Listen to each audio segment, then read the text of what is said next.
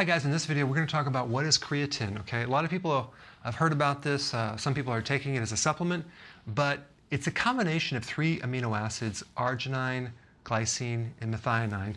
And in your muscles, it combines with a phosphate to help you recycle ATP, or the energy currency in the muscle. So it helps you recover the energy. So it's good for helping you tolerate heavy weight training so you don't get as fatigued.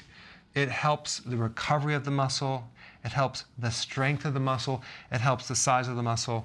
But you know, there's a lot of different types. Some people are allergic to it, so you might want to take a little first to make sure you're not allergic to it.